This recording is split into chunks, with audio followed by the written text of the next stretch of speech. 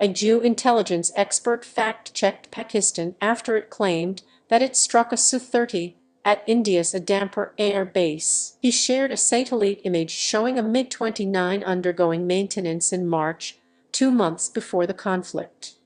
Delhi is set to face extreme heat as the temperature is likely to hit 44 degrees Celsius in next few days. The India Meteorological Department (IMD) has issued a yellow alert for the next 4 days, warning residents to take precautions against heat-related discomfort.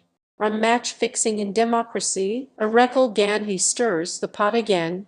He claims Bihar could be the next scripted state after Himachal. Is Indian democracy facing a crisis of trust, or is this just election heat? 3 days after the tragic stampede outside Bengaluru's Chinnaswamy Stadium that claimed 11 lives during a felicitation event for Royal Challengers Bengaluru, an official letter has revealed that police had issued prior warnings about the risks. A communication dated June 4, the day of the incident, by Deputy Commissioner of Police, Legislature Security, and Karabasavena Gowda flagged serious concerns about crowd management and manpower shortages. The letter was addressed to G. Satyavethi, Secretary, Department of Personnel and Administrative Reforms, and other top officials. With lakhs of cricket fans expected to gather at Vidhana Sauthai and a shortage of security personnel, managing the crowd will be a major challenge, Gowda wrote in the note. A tourist from Delhi lost his life in Mussoorie after getting stuck in a massive traffic jam while being rushed to the hospital. Kamal Kishore Tandon, a 62-year-old man, had arrived in Mussoorie with his family on June 5 and was staying in an apartment on Motilal Nehru Road. According to his nephew, Arjun Papoor, Tandon suddenly fell ill amid bad weather and heavy rainfall. The family decided to take him to the nearby Landor Community Hospital. A 14-year-old genius strikes again after building a low-cost prosthetic arm. This Antravarigin T now created an app that detects heart failure signs in just 7 seconds. The Gaza Humanitarian Foundation has paused operations due to direct threats from Hamas, the US and Israel-backed group confirmed Saturday. The decision comes just days after announcing plans to reopen aid centers in Rafah, a post that has since been deleted from its social media. Since the foundation began operating in southern Gaza on May 27, Israeli strikes near distribution points have reportedly killed 110 Palestinians and injured 583, according to the Hamas-run Gaza media office. Independent Canadian journalist Mota Bezergan alleges he was assaulted and threatened by pro-Palestine activists while covering a rally in Vancouver. Bezergan says he was targeted for his editorial independence and past coverage of Palestine protests. He shared a video of the incident and has filed a police report, saying the harassment is ongoing. The incident comes amid growing India-Canada tensions over alleged leniency toward Palestinian extremism. A tech professional's Reddit post has struck a chord with several users after he shared how his manager blamed his personal life, his wedding, and the death of his father for project delays. In a detailed post on Reddit, the anonymous user shared that he had joined a large Indian IT company in 2022 as a fresher with an annual package of Rs 8.5 lakh. Despite contributing meaningfully to projects for over a year, his promotion was blocked by a senior manager who, he claimed, simply didn't like him. One donor, 5 lives saved. In a heroic mission, vital organs from a deceased donor were airlifted across India, saving 5 patients racing against time, a reminder of what's possible when speed, science, and selflessness elegant.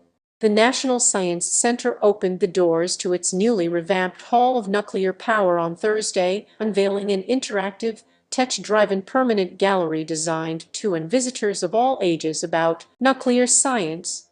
Here, visitors are encouraged to press a button and, instead of things going boom, learn something new. Inaugurated by Bit Sether, scientist and executive director at the Nuclear Power Corporation of India Limited, along with Umd Yaida, corporate communications head, the gallery aims to demystify nuclear energy and highlight its importance in landscape. But Canada backs India's G7 invite. Makes sense for the world's fifth largest economy to have a seat at the table. After a dramatic public clash with Elon Musk, US President Donald Trump made a series of phone calls to allies in an effort to take control of the narrative. In those calls, Trump is reported to have called Musk a big-time drug addict as he tried to make sense of the tech billionaire's behavior, according to a Washington Post report. The feud escalated when Musk accused Trump of being linked to Jeffrey Epstein and also called for Trump's impeachment. The president responded by launching a smear campaign against his one-time ally. West's public fallout with president continued. The tech posted a poll on asking his more than 200 million followers whether it was time to create a new political party that actually represents the 80% in the middle. More than 400,000 people have already responded, with 83.4% in favor of creating a third, middle party.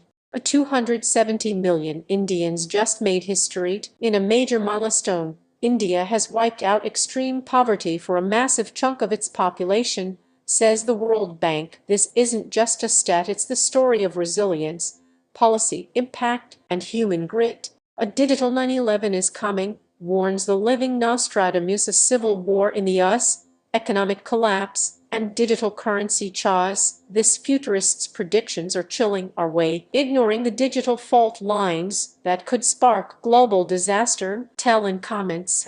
For millions of who begin there with a cup of new suggests that this daily may offer more than just a boost. A 30-year study tracking nearly 50,000 women found that moderate consumption of caffeinated coffee in midlife is associated with aging physically, mentally, and emotionally.